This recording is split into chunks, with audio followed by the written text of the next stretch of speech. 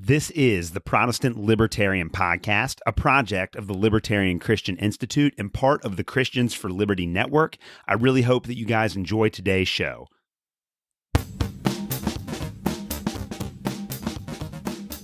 All right, guys, welcome to another episode of the Protestant Libertarian Podcast. My guest today is Dr. Perez. Dr. Perez has a PhD in history and an MA in theological studies and specializes in modern Jewish and Israeli history. She currently teaches history at the University of South Alabama. Her new book, Understanding Zionism, published this year by Fortress Press, is a detailed historical overview of the development of modern Zionism, chronicling both the advocates and the critics of the movement and how Zionist ideas have shaped modern geopolitical events. This complex and often misunderstood subject is masterfully explained in the book, and we will be discussing it on the show today. Dr. Perez, welcome to the Protestant Libertarian Podcast. Thank you so much. Thank you for having me. Hey, this is going to be great. The book is incredible, but before we get to the book, tell us a little bit about yourself, your background, and your work. So I am trained as a historian, as you mentioned in the introduction, and currently doing kind of a smattering of things. I'm teaching history at the University of South Alabama. I tried to do some substitute teaching in the public school system in our area, and try to stay on top of some research interests too.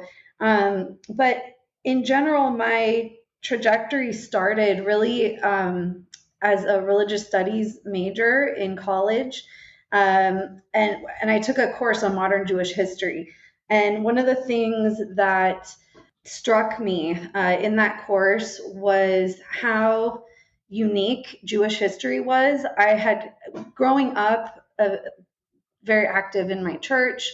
I think I always just assumed that Jews would have had the same history as anyone else, and that the only differences between Christians and Jews was the stance on Jesus as a Messiah. And so to learn that actually Jewish history was both very unique and also very impacted by the church, to me, it impacted in many negative ways. I was sort of drawn to that in a way that I usually describe as like opening a church closet and skeletons falling out. Like I felt like I needed to somehow figure out how could this have happened, that the God and the scriptures and the church that I knew could have yielded things like, expulsions and disputations and, different discrimination and prejudice against Jewish people and just oppression and exclusion.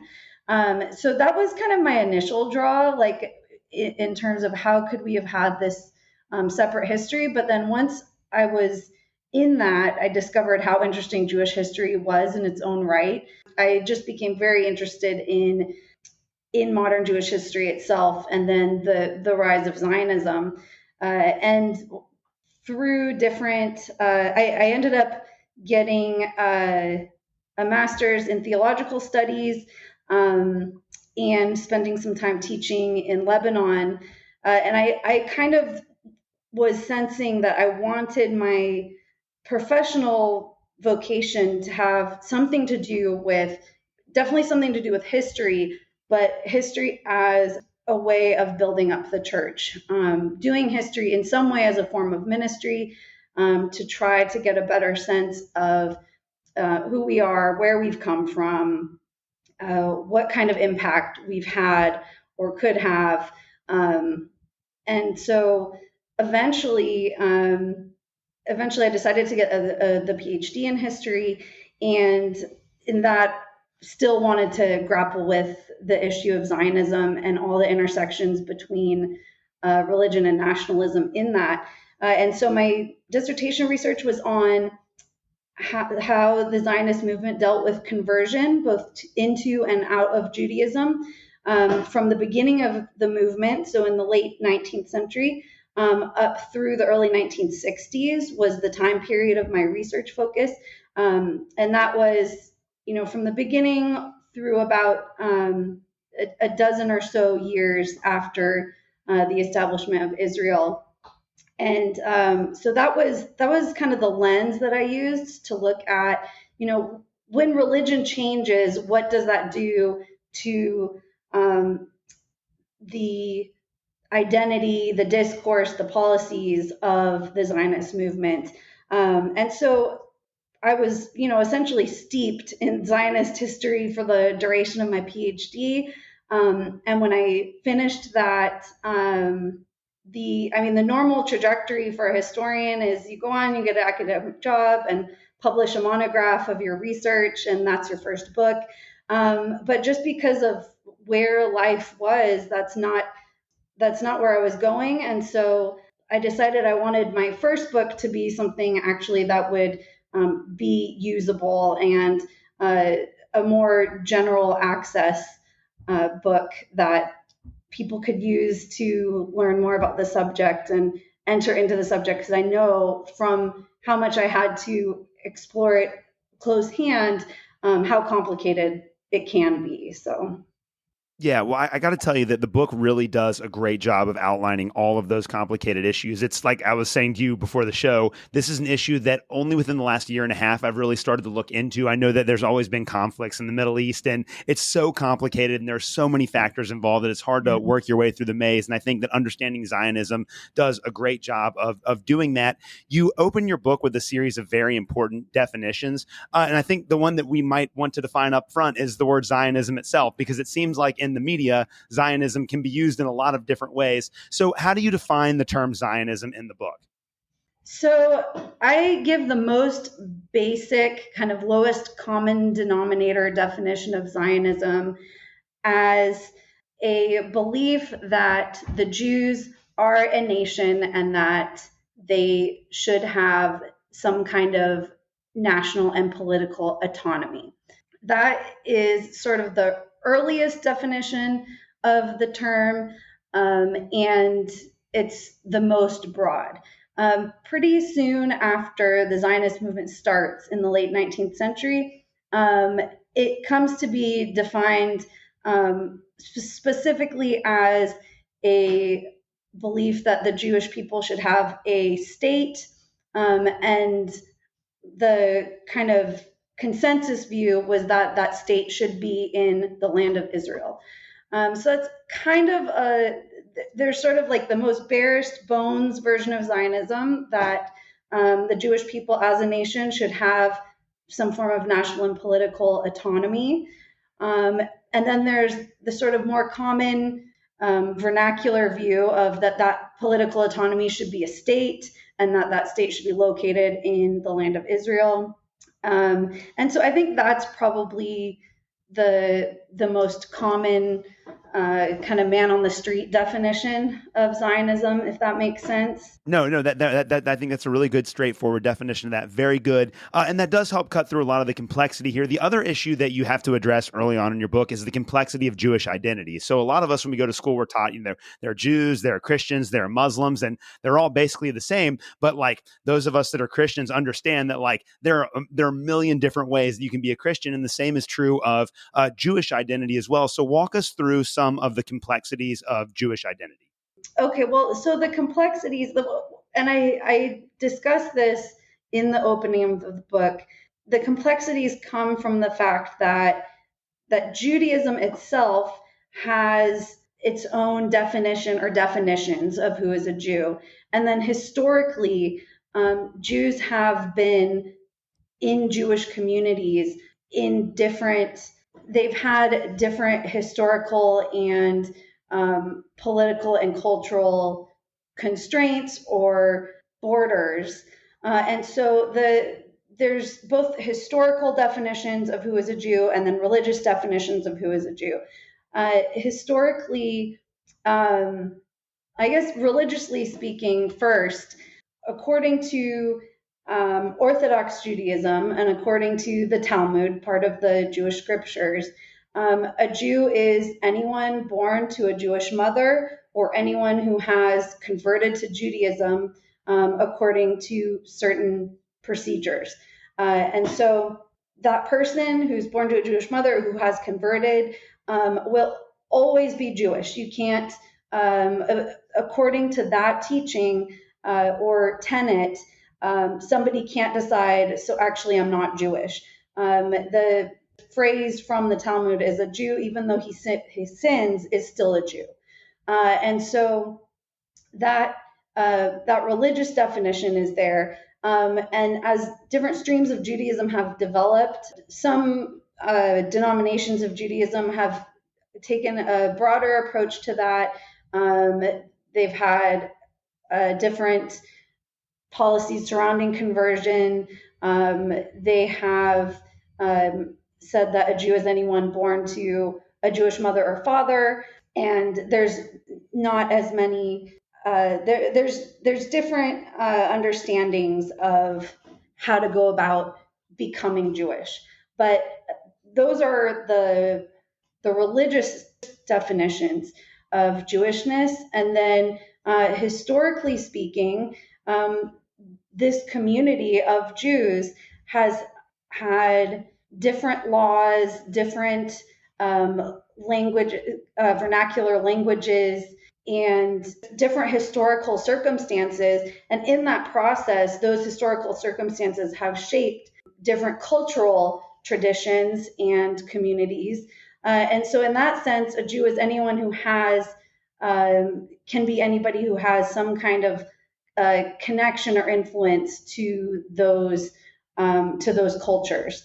So for instance, I think maybe one of the easiest ways to determine that are Ashkenazi Jews are Jews that are from Central Europe, Central and Eastern Europe, and for a lot of history spoke Yiddish, a combination of Hebrew and German. And so it was considered a Jewish language. It is considered a Jewish language.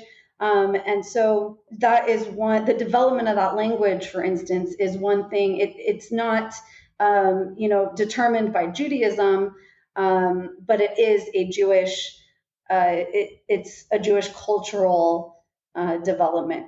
So in that sense, a Jew can be any of these things, either religiously defined or having been a part of these cultural trajectories and traditions and communities.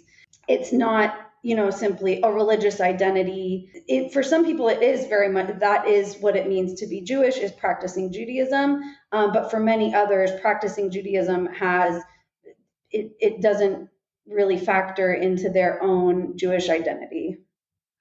Yeah, that's a really good, helpful definition. This is one of the things that's going to make Zionism so complex as a historical phenomenon. And I think there's a popular conception that Zionism really begins with the implementation of the State of Israel and the events of 1947 and 1948. But that's not the case. Zionism as a political movement really gains momentum in the late 19th century. So talk to us about the early history of Zionism and all of the historical forces that motivated it.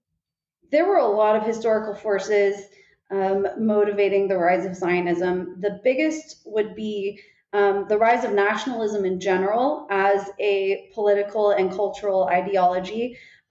This was something that was developing around the turn of the 19th century with the cultural movement of Romanticism, with the liberal ideas of the sovereignty of a government coming from something other than a monarchy. And so the idea that a nation would be best represented by a state, this becomes part of the beginning of nationalist movements in general. And, one of the earliest being the Greek nationalist movement in the 1820s that broke away from the Ottoman Empire and shaped its national identity based on Greek ancient history, all of the cultural, infrastructure from the ancient Greeks, Greek language, Greek orthodoxy, that the idea that Greeks, because they were Greek, should have their own government and not be subjected to an Ottoman Muslim government. This was kind of a galvanizing movement in the early 19th century. Other nationalist movements, particularly with Germans and Poles and other places where there were a lot of Jewish communities, just the idea of nationalism in general was one influence. Another really major influence for the rise of Zionism was the Jewish Enlightenment, which is known as the Haskalah, which just means it's in the Enlightenment, and that was going on from the late 18th century into the 19th century, and people who they called themselves masculine or disciples of the Haskalah were taking new approaches to Jewish religious texts, to Jewish education. They were starting to put more emphasis on what would later be called like biblical criticism, understanding the development of the biblical texts, the original languages, and also opening up the possibility of educating Jewish children towards other secular subjects and not just religious education. So this opened up the approach towards the Hebrew language, for instance, as a more scientific or literary language and study instead of just a religious study. And so that was a really important precursor to then the Zionist movement that wanted to develop Jewish national identity. Hebrew became a really important part of that. Up to that point, outside of the Haskalah, Hebrew was still considered it, and by many today considered the holy tongue. It was only to be used for devotional purposes, for reading Torah and prayer. And so the fact that the Haskalah started treating Hebrew as a literary language, that was a really significant shift. And so with the rise of nationalism, with the Jewish Haskalah, and then also the rise of political and racial anti-Semitism. This was something, I mean, anti-Semitism is as old as Jews have existed. But in the 19th century, in Europe in particular, there was the emancipation or the process of Jews attaining the same political rights as the other citizens of the places they lived. And this change brought about a lot of reaction, and at the same time, different ideas about pseudoscientific theories about racial differences and national ethnic differences led to a more racial and ethnic and national version of anti-Semitism, whereas before anti-Semitism was like a very religiously based thing. The growth of racial anti-Semitism, basically it started to pose the problem for many Jewish thinkers that we've never had more rights in the societies we find ourselves in, and it's in that context that we see we've never seen more vitriolic anti-Semitism. And so the conclusion reached was, if we can make it this far and still encounter this much opposition, we're probably better off forming our own nation, our own state. But yeah, I mean, the idea that at the late 19th century, there were political movements based on anti-Semitism in Europe. This was another motivating factor and many Jews were asking, what are political alternatives? Yeah, and even from the beginning, there is not like a monolithic opinion among Jews as to how the Zionist movement ought to proceed. And you highlight several different types of Zionism that arise during this period. So could you explain the different branches of Zionism? Yeah, so early on, the main branches of Zionism are generally described as cultural Zionism, political Zionism, labor Zionism, and then the less influential at the start of the movement, religious Zionism. So cultural Zionism was kind of the original Zionism. It was a movement to, like I said earlier with the Haskalah, to develop Hebrew as a literary language, a language of journalism, a language of education, and the focus on building up cultural characteristics like education, journalism, literature, poetry. Developing that cultural component was where actually the term Zionism came from. It was one of these Hebrew writers that coined this term. And so cultural Zionists wanted to emphasize trying to reclaim and develop what was specifically Jewish about the Jewish nation. And that often really relied on Hebrew. Some of them were very derogatory towards the growing Yiddish literature movement that was happening at the same time. And also, cultural Zionists emphasized the role of the land of Israel in Jewish history, and also the role of the land of Israel in the development of the Zionist movement. And so it was many of these cultural Zionists who thought it was important for Jews to establish communities in the land of Israel, which was at the time part of the Ottoman Empire, Ottoman Palestine, and have a direct connection with that land and the seasons and the ancient cities that were part of Jewish history, to have that connection that was culturally important. So for cultural Zionists, that was the goal, was to try to reconnect Jews to this part of their identity. For political Zionists, and this became political Zionism became like the vehicle for the Zionist movement. In 1897, Theodor Herzl founded the Zionist organization, and Herzl himself and a lot of his colleagues and the organization, they emphasized diplomacy and financial investment and statesmanship and other kinds of political gains that could be made towards obtaining what they called a national home, or often called the state. So some kind of autonomous government, whether that was part of a bigger government or it was an own independent state, people debated. But the goal was creating an autonomous governing unit for Jews that would be, a place that both Jews facing anti-Semitism would be able to emigrate to, and it would be kind of the international face for the Jewish nation.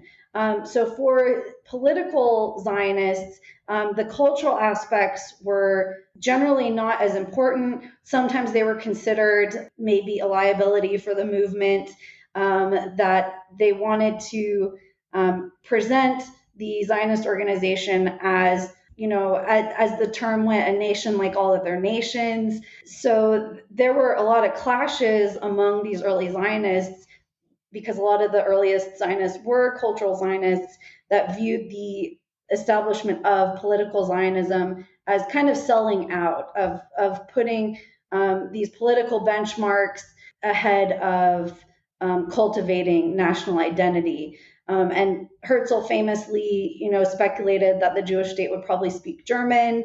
And, a lot of the colleagues were just horrified at the lack of Jewish content of Herzl's plan for a Jewish nation. So you have all those factors coming together in the run up to World War II.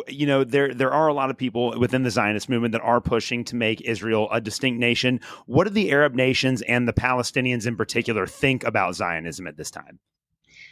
So I saw that question, and so you specifically asked about World War II, right? Not World War I? Yes, and the run up to, before World War II. Yes, correct. World War II. Okay. I asked because World War I is actually like a pretty watershed point in terms of Arab perspectives towards Zionism. So I think that it'll almost be easier for me to answer that question in two parts, like how they felt before World War I and then how they felt before World War II. Because before World War I, the land of Israel was part of Palestine, or it was part of the Ottoman Empire. there had been Jews living in the Ottoman Empire since, some Jews since antiquity. There were, despite the fact that the Romans expelled Jews from Jerusalem, there were still Jewish communities in Roman Palestine, in different cities. So there were small communities that had always been there. But then in the 15th century, there were the mass expulsion from Spain, and many Spanish Jews, Sephardic Jews, ended up settling in different parts of the Ottoman Empire. And so the Ottoman Empire had Jews. There were some Jews within the Ottoman Empire who were even becoming involved in the very new and developing Ottoman political movements. And so there wasn't Zionism itself. There were a few intellectuals that, we have on the record publishing skepticism about the implications for the rise of Zionism. But Zionism wasn't really, I think the average person either wouldn't have known about it or would not have given that much thought. During my research, I found this really amazing image because, I looked at religious conversion. And so a lot of my sources were from like missionary organizations in Palestine. And one was of a mission school somewhere in the Galilee. And most of the students were Jewish, and they had a class picture. So it was for a Christian school, and this class picture of children. And on one side, they had the Ottoman flag, and on the other side, they had the Zionist flag. And somehow that combination of identities and loyalties and obligations just coexisted. And it was a really amazing image, but I think it also just shows that there wasn't, there were many different political ideas, and for the average person, Zionism wouldn't have been a big influence. By World War I, when the British conscripted or cooperated with some Arab forces to resist the Ottoman Empire, once the Ottomans declared war, the promise was that they would have some kind of political national independence in the event that they won. And so when the peace treaty determined the post-war arrangement, and the Arabs were not given a state, but the British specifically issued the Balfour Declaration, giving explicit support for the Zionist movement to have a national home in Palestine. That's when the mistrust started to really mobilize. And by the 1930s, during the British administration between World War I and World War II, there was enough resistance among Palestinian Arabs against British rule, against the growing Jewish political institutions, and the growth of Jewish immigrants to Palestine, that by the 1930s there was violent opposition and a series of uprisings. That violence it calmed down a bit during World War II, but that mistrust and the separation of political goals had already been in place throughout most of the British administration. So Israel becomes a state in 1948, but this is going to raise a lot of very complicated, both practical and political questions. What are the challenges that are posed by Zionism after the establishment of Israel? I thought that was such a fascinating question, because the way he worded it, or what are the challenges posed by Zionism? So not what are the challenges to Zionism, but what challenges does Zionism itself pose? And in a way, the answers to either one of those are very interconnected, because the promise or the goal of Zionism to have a Jewish state immediately raises the questions of what does a Jewish state mean, and how is that attained? And then it's made even more complicated in the context of Israel, in that Israel declares its independence as a democratic state. And so there is this challenge and balance between what it means to be a Jewish state and what it means to be a democratic state. So that really was and continues to be one of the big political and social debates and challenges from the beginning of the state to this day. I guess the time that I was in elementary school and became aware that there was a world outside of Kentucky, I always remember there being conflict in the Middle East. And so reading your book, it's very interesting because, I was like 10 years old in 1999. So I remember a lot of these events that you talk about in your book that happened in, the new millennium. So from 1948 on, maybe walk us through some of the major events and this tension between Israel navigating as both a democracy and as kind of like a Jewish ethno state. How has that played out over the last 60 years? So in 1948, there's a war when Israel declares its independence. Immediately, the neighboring Arab states mobilize for war, and that war goes off and on for almost a year. So with the armistice of that war in 1949, there are different policies. So I'll say during that war, a lot of the inhabitants of the region fled.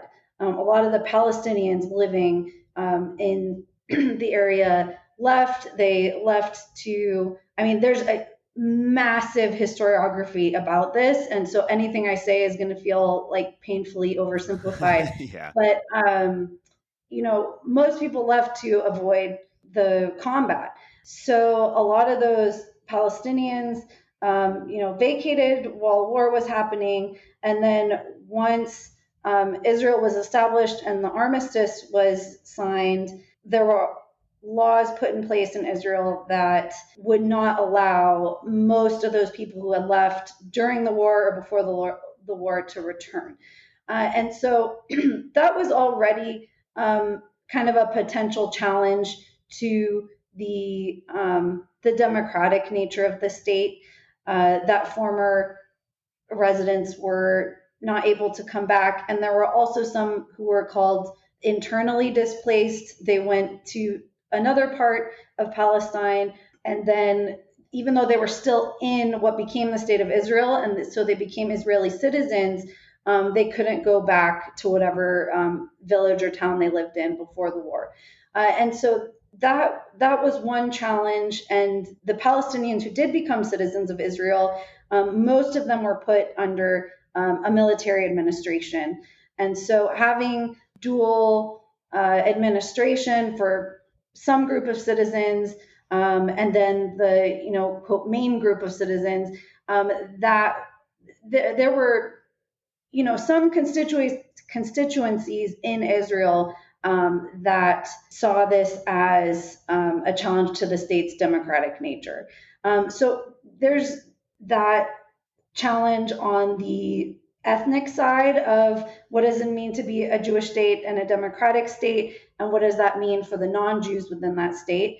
But then there's also a religious component about the relationship of the state to its Jewish identity, and that mostly comes, it mostly manifests in Israel's policies on personal status. So marriage, divorce, inheritance, conversion. And from the beginning of statehood, Israel agreed to have personal status law administered by the religious leadership. For the most part, in these communities, it didn't create that much of a radical conflict.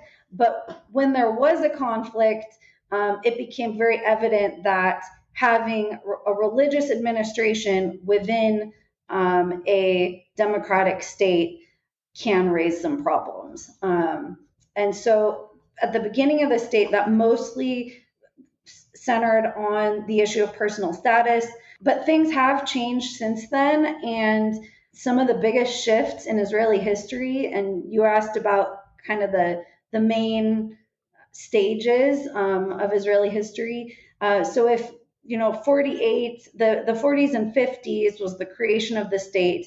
1967 is, of course, another huge turning point because there's another war between Israel and the neighboring Arab countries. And at the close of that very quick war, known as the Six-Day War, Israel has a lot more territory. And so then the question of the territories that Israel controlled after that war added another, huge layer to questions surrounding Israel's democratic nature and Jewish nature. And then in the 70s, there's the first kind of political reorientation in Israel. From 48 to 1977, Israel had a left-leaning administration that worked with different minority parties. It's a parliamentary government. And so there were coalitions, but the leading political party was left-leaning and secular-leaning. And then in the 1970s, there's a shift towards the Likud party, which is more right-wing and more willing to work with religious groups. And so since the 1980s, religious parties in Israel and religious constituencies have gone from playing a big role in personal status to also playing a big role in government coalitions and the different policies that these coalitions set. And so in this past year, Israel's seen a lot of protests and social conflict, and also legislative changes, and possibly even more consequential legislative changes. And the question of religion and the state is a big part of that.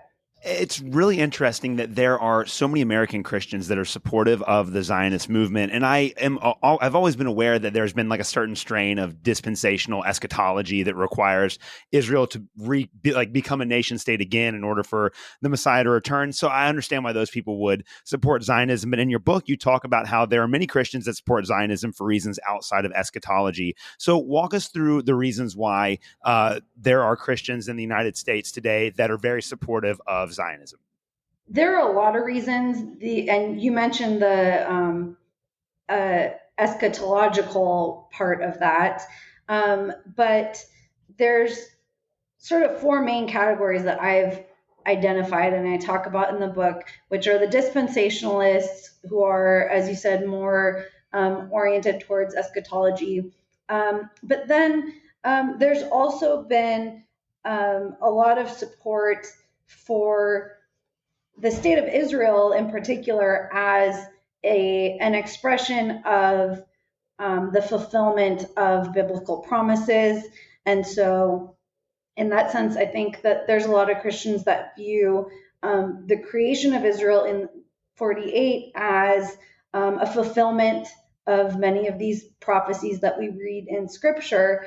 And then there's a humanitarian motivation for Christians to support Israel. And in the first, before Israel was established, that almost entirely focused on Jews who were experiencing anti-Semitic persecution or who were living in poverty. And so, like in the 1880s, at the late 19th century, that was mainly Jews from the Russian Empire. And most of them came to the United States because there was a huge increase in physical violence towards Jews and also just a lot of poverty. And so a lot of them came to the U.S., but then there were those who went to Palestine. And either way, at the time, a lot of Christians thought that creating a country where those Jews would be allowed to flee, that was a humanitarian concern. And then, of course, with the rise of Hitler and his anti-Semitic regime, and then eventually the Holocaust, then it became even more pressing for there to be a safe haven, a place for just literal escape. The other type of Christian support for Zionism is what I've called civilizational, and that is the idea that Christians have an obligation to support Israel as a Jewish state, mainly to act as a curb, preventing an expansion of like an Islamic civilization. And I mean, I could maybe say more about any of those, but those are like the general genres of Christian support for Zionism. Yeah, and I thought that was a really interesting chapter, and you followed up with an explanation, actually, kind of in the opposite direction of groups that are vehemently anti-Zionist. And there are a lot of surprising characteristics of many of those anti-Zionist movements. So walk us through some of those. Who are some of the people or the groups that have been opposed to Zionism? There's kind of a spectrum. I think you could have a spectrum from left to right in terms of opposition to Zionism. On the left wing of anti-Zionism are those who, I mean, at the time that Israel was established, this was also there are a lot of movements for anti-colonialism and like third world movements that viewed Israel as an oppressive entity or an imperialist influence supported by Western countries. And so there's opposition to Zionism as like a settler colonial state that oppresses the Palestinians and is aligned with other oppressive settler colonial policies from the United States, for instance. So that's kind of the left wing of opposition to Zionism. On the far right wing of opposition to Zionism, there's the belief in anti-Semitic conspiracies about Jewish world domination or attempts to, control the world or control different governments. So the perception of Israel as like a manifestation of that and opposition to Zionism in Israel as an expression of that is kind of the extreme right. In the center, and again, all of these kind of have different gradations. In the center is you'll see a lot of what gets called anti-Zionism, which is typically opposition to Israeli control of the territories from the 1967 war.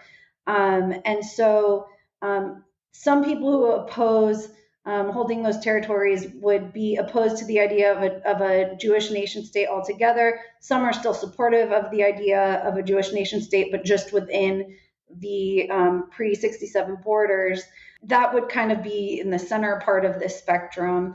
And then there is a contingent of people opposed to Zionism on religious grounds.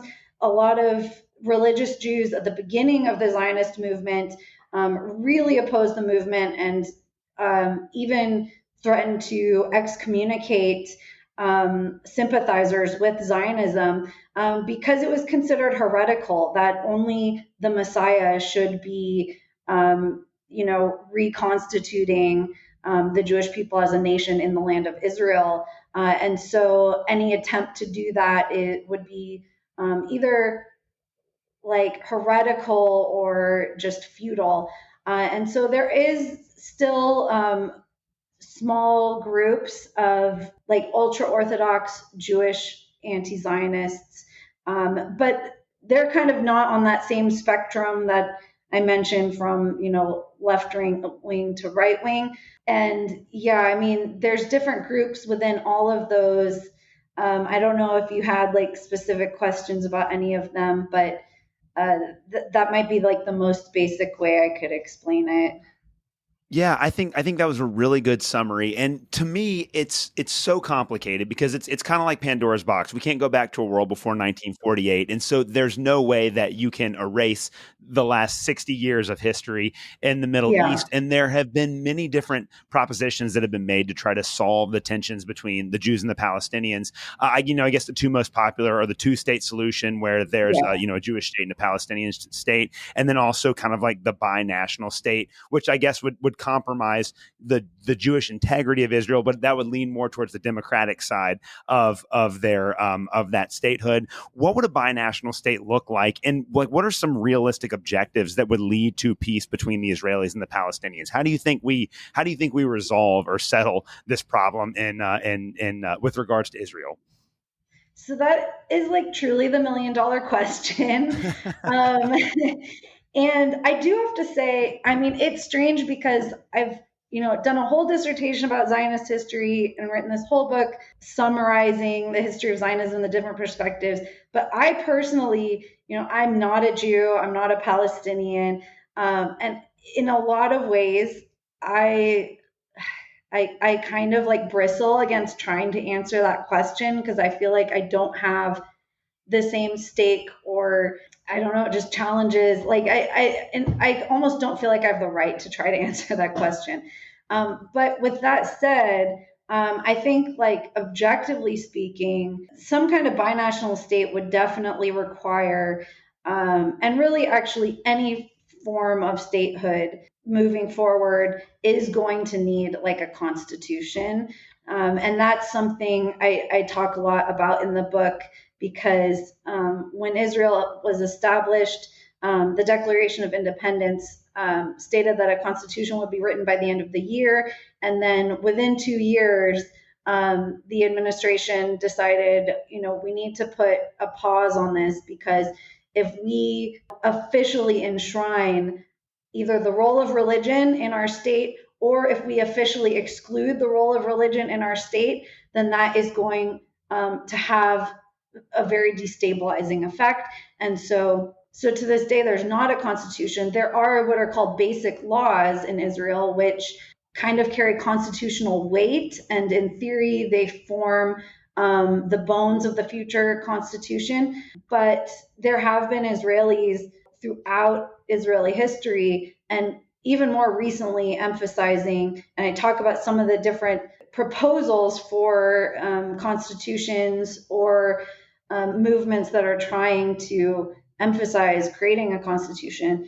And so Israel almost certainly needs to eventually do that. And that's why the current political situation in Israel sometimes is even referred to as the constitutional crisis, because the prime minister is trying to do with the judicial branch, and because there isn't, that official structure, we're seeing that there's a lot of potential instability there.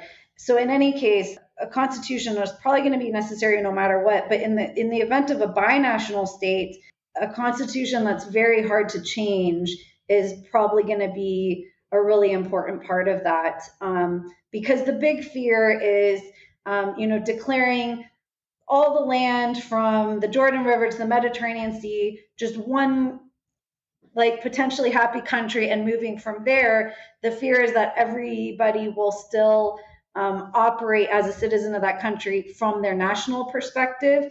And so then it would just be like a numbers game. Whoever had more would then be able to dictate the policies of the country or the character of the country. So with a constitution that would ensure the preservation of both national identities, so in a binational state, that would require like a supermajority for certain changes. So there couldn't be just a simple majority to amend the Constitution to no longer allow both nationalities, for instance. That there would be, specified national rights. There's a lot of different models that people have proposed, but all of them would rely on that. I also think that it would involve a lot of just intercommunal education, and there would be a lot of educational and social work that would have to go into it, and a lot of probably allocate different allocations of resources. It really is a huge issue. So, in your estimation, as we come to a close here, in what ways do you think that Zionism has maybe been a force for good? Like, what are some of the positive consequences that have resulted from it? And then on the flip side, what are some of the negative consequences that have resulted from Zionism? And then finally, where do you see Zionism headed in the future? Like, what direction is the Zionist movement headed going into the middle of the 21st century? I think that there has been a lot of good that has come out of it. I look at the founder of political Zionism, Theodor Herzl, And I mean, he had really expressed a lot of the early Zionists, like so eloquently and painfully expressed the social marginalization that so many Jews at the time had. And so Zionism was a way, I think it did a lot of good in creating a positive national identity. And instead of, trying to downplay their Jewishness, Zionists would embrace it and explore it. And I think that Zionism made a space for that. And so I think that was a positive thing then, and I think that that's still a positive thing now. I think from the standpoint of from like a humanitarian standpoint and political standpoint, I think that there have been some negative consequences. I mean, I mentioned the refugee crisis that came out of the 1948 war and the establishment of Israel and the displacement of Palestinians, and then also like their exclusion. And that was, at the founding of the state, and then only magnified with the 1967 war and the Palestinians living in those territories. I don't know. That's kind of like my answer as a scholar. I think the dangers of Zionism are probably very similar to the dangers of any like nation state arrangement. Yes. Yeah. Yeah. Well, Dr. Ann Perez, this has been a great conversation. Thank you so much for coming on the show and explaining all of this to my audience. The book is Understanding Zionism on Fortress Press 2023. Excellent book. Highly recommend everyone pick it up. Where can people buy the book, and then where can they find your work? The book is available really anywhere online, Amazon, bookshop.org, and Fortress Press directly. But you should be able to Google it, and some website will let you buy it. And my work can be found. A lot of my research articles are on my academia.edu profile. So if you searched for me on academia.edu and Perez, you'd be able to find some of my academic work. I've started a blog that I can't promise will go that far, but it's on Substack, and it's called Let Justice Roll Tide. Oh, nice. Because of the Alabama reference. It's great. Yes. That's awesome. Well, Dr. Perez, thank you so much for coming on the show today. I'm going to put links to all of that in the show notes for people to go and find your work. And thank you so much for your time. Thank you so much for having me. I really appreciate it. Thank you for listening to another episode of the Protestant Libertarian Podcast. If you have any questions or comments, please reach out to me at theprotestantlibertarian@gmail.com. You can also find me on Twitter. You can follow me at the handle @ProLibertyPod. Again, that is @ProLibertyPod. And you can also visit me at theprotestantlibertarianpodcast.com. At theprotestantlibertarianpodcast.com, you can also support the Christians for Liberty Network and the Libertarian Christian Institute. Thank you guys so much for listening to this episode, and we will see you next Tuesday.